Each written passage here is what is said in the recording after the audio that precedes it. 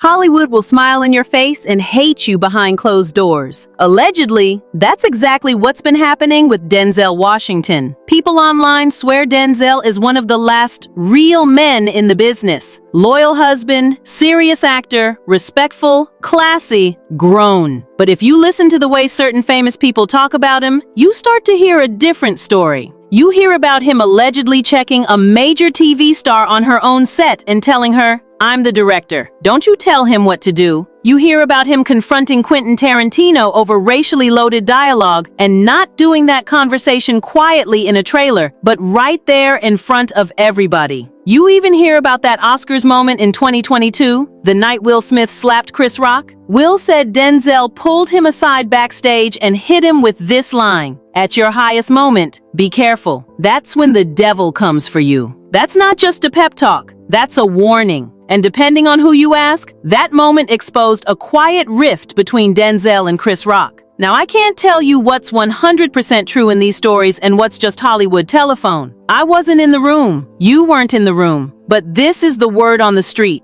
Hollywood doesn't actually love Denzel Washington. Hollywood is low-key afraid of him. So let's walk through the rumors, the receipts people point to, and why his name makes certain powerful people twitch. I'll give you my take along the way. On the surface, Denzel Washington looks untouchable in the cleanest way possible. 2 Oscars, multi-decade career, still leading major films at 70. He was born December 28, 1954. He's been married to Pauletta Washington since 1983, over 4 decades, and he brags on her in public like it's day one. He literally stood on stage during his American Film Institute Lifetime Honor and said, 40 years of sacrifice, 40 years of forgiveness. She taught me about faith, spirituality, love, real love. That's not the usual Hollywood, "my wife's amazing, thanks babe" speech. That's, "I would not have survived without this woman" on camera. And he talks about fatherhood like it's a job description. He's on record saying men have a responsibility and a duty to be fathers, not to just make babies, but to be real fathers. He is obsessed with legacy, with raising his kids right, with not letting the industry raise them for him. So that's the version you're supposed to see. Noble, disciplined, spiritual, grown man energy. Zero mess. The safe elder statesman of Hollywood. The man even your grandma trusts. But here's where the misconception starts. People see that version and assume Hollywood must worship him. Everybody loves Denzel, right? Right? Not exactly. Here's my opinion. Hollywood doesn't hate Denzel because he's messy. Hollywood allegedly hates him because he refuses to play the game. There's an unspoken rule in that town. You pretend you're impressed with everyone. You butter up the right egos. You act like filmmaking is sacred, divine suffering that only chosen artists can understand. Denzel does not do that performance. When other actors start whining about how making a movie is so hard, Denzel has said things like, "Send your son to Iraq. That's difficult. It's just a movie." He talks like acting is a privilege, not a trauma. That sounds normal to us, but in Hollywood, saying "relax, you're not storming a beach, you're reading lines," is basically slapping the incense out of the priest's hand. He's also said flat out that he doesn't really do the fake industry friend thing. He told an interviewer that he doesn't have actor friends, that his real friends are people he knew before all this. Now, his team later clarified he does have actor friends like Tom Hanks and Julia Roberts, but the point still hit. He's not in the little Hollywood brunch cult. He's not begging to sit at anybody's table. That vibe, "I'm good without y'all," is exactly what makes powerful people defensive. Because if you can't control someone socially, you can't control them at all. Let's talk about Ellen Pompeo. You know her as Meredith Grey. She's not some background extra. She's literally the face of one of the longest-running network dramas ever. In 2016, Denzel came in to direct an episode of Grey's Anatomy. On her own podcast years later, Pompeo told this wild story. She says she improvised a line that wasn't in the script during an emotional scene, and Denzel basically shut it down in front of everybody, snapping something like, "I'm the director. Don't you tell him what to do." She says she fired right back with, "Listen, this is my show." She even said she told his wife later that day that he'd yelled at her and she was not okay with him. Now pause. Do you realize how bold it is to admit that out loud? She basically went public like, Yeah, me and Denzel Washington went at it, and I told his wife. The internet did not clap for her. Fans dragged her for sounding entitled and disrespectful, like she was trying to little sis Denzel on his first day. A lot of people said, "Girl, you do not talk to Denzel Washington like that." But look deeper. That situation shows you how Denzel moves. He walks onto a set that's been running for over a decade, and within minutes, he's running it. He's not begging. "Is it okay if I adjust this line?" He's saying, "I'm the director." That level of authority, instant authority, annoys people who are used to being the sun in every room. And if you're Hollywood, you hate that.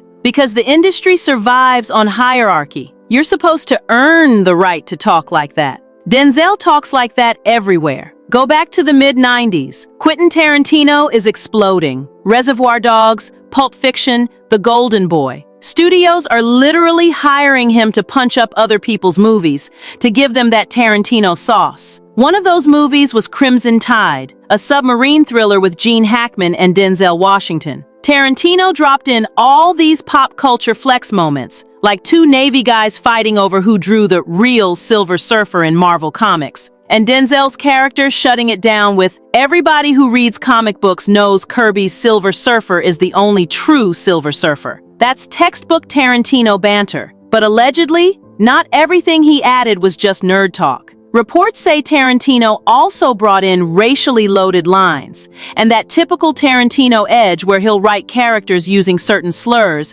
and then defend it as authentic. Denzel, according to a 1995 Premiere magazine account that keeps getting repeated, confronted him directly about it, and when Tarantino tried to say, "Let's talk private," Denzel allegedly said, "Nope, we're doing this right here, in front of people." That moment supposedly kicked off a real feud. For years, they barely spoke. And yes, notice something. Tarantino has worked with basically every A-list actor on Earth, but not Denzel. Now, Denzel later told GQ that he actually tracked Tarantino down about a decade later and straight up apologized so they could both move on. He said he told him, "You've just got to let that go. You gonna walk around with that the rest of your life?" And that Tarantino seemed relieved. But here's why this matters for our hot take. Denzel doesn't do whisper beef. He will correct you in daylight. That is terrifying in an industry where people would rather leak to a blog than speak to your face. Now let's jump to 2022,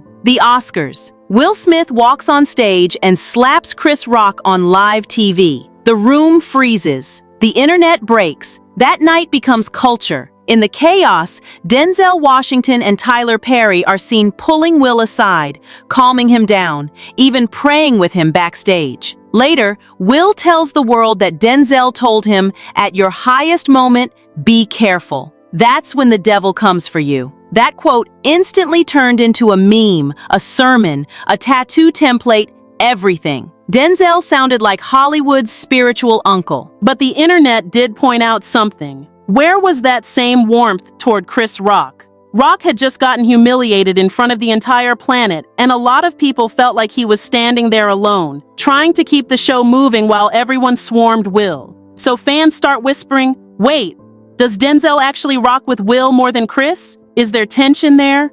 That narrative's never been officially confirmed, but that's how people read the moment. And that matters because it kills the idea that Denzel is some neutral, floating angel who just blesses everyone equally.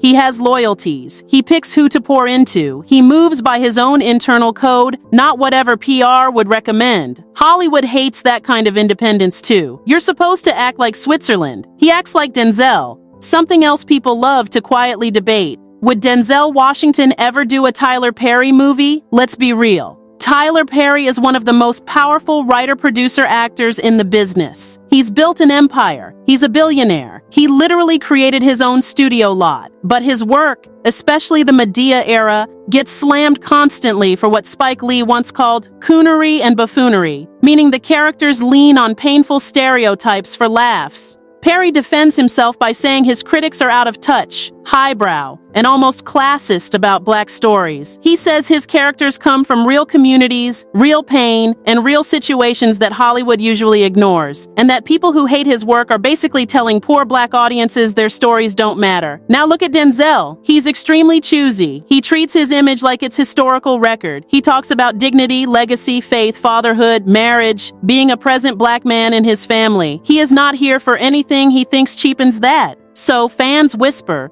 again, whisper, not confirmed, that this is why you'll probably never see Denzel pop up in a wig for Medea's cousin who just got out of jail and needs to get his life together by Sunday. It's not beef, it's different philosophies. Tyler Perry says, "I'm telling my truth, even if it's loud and messy." Denzel says, "I'm protecting the image of us for the record books." And when you're the guy setting a cultural standard, you become a mirror. Some people love that mirror. Some people hate what it shows. Let's bring Steve Harvey into this because he's the perfect contrast. Steve Harvey is massively famous. He built himself into a brand. Comedy, radio, Family Feud, talk shows, relationship advice, the suits, the mustache, the memes. But his name also lives in a different kind of drama. Comedians like Mark Curry have publicly accused him of lifting jokes and using them on TV. Like Curry's old routine about being so broke on Halloween that his costume was literally just a cardboard UPS box. They say Steve took the bit, told it as his own childhood story, and then allegedly did it again. Steve also talks about fame like it's a curse. He's described being famous as living in a big pretty prison, saying you lose privacy and normal life the second everyone knows your face. Now compare that to Denzel. Denzel barely even calls it fame. He calls it a gift,